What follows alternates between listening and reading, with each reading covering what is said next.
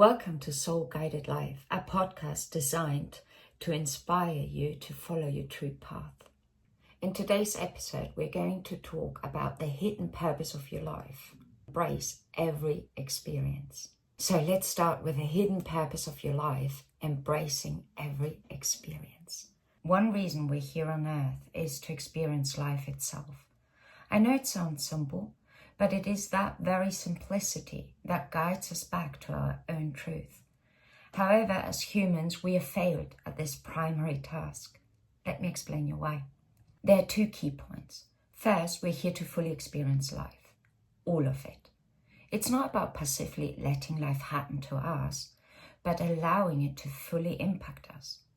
As society has developed and we've dealt with emotions, with traumas and conditioned responses, we have forgotten how to let life truly touch us.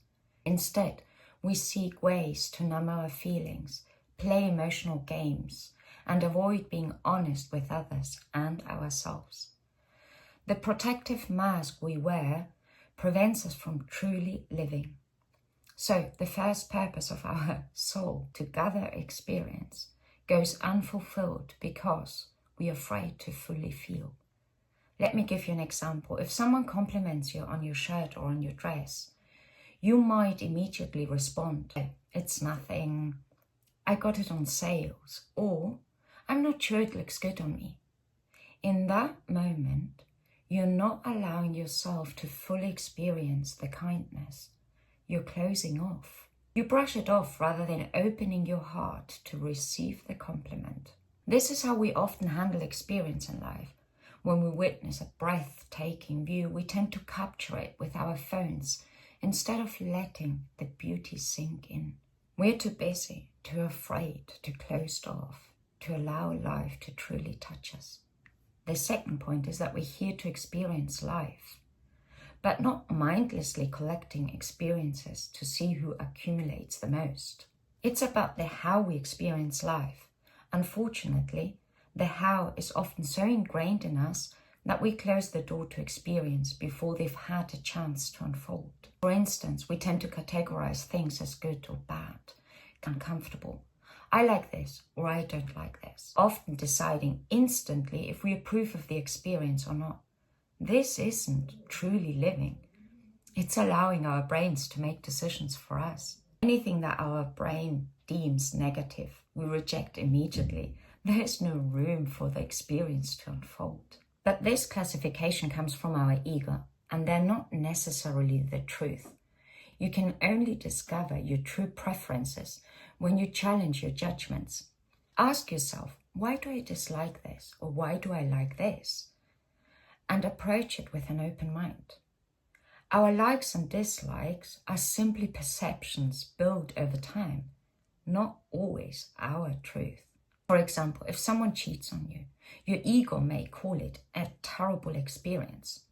You may decide to hate a person and shut out the entire situation.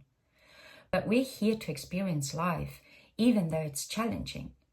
Another person might use this same experience as an opportunity to grow, to reflect, and understand the relationship on a much deeper level, on the shortcomings, recognizing both parties' needs and desires. They could come out stronger, more in love, or peacefully separate.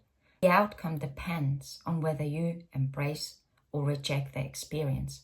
It's all shaped by our mind and mental construct, but those constructs aren't the absolute truth. They're just one perspective among many. This is why it's so important. If we begin to see life as a series of experiences that touch our hearts, we will grow and expand. We would embrace all feelings as experiences without labeling them as good or bad. Instead, we would observe them, explore what they do to us, what they tell us, and what they mean.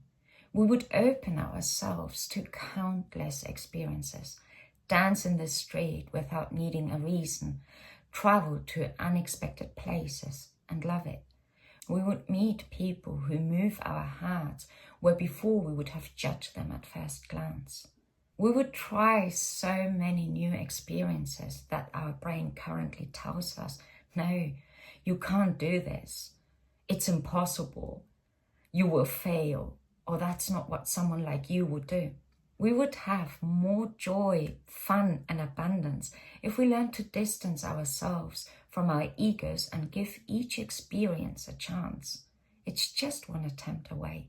Yes, there will be pain, unanswered questions, and growth, but there will also be so much more joy, happiness, wonders, and abundance.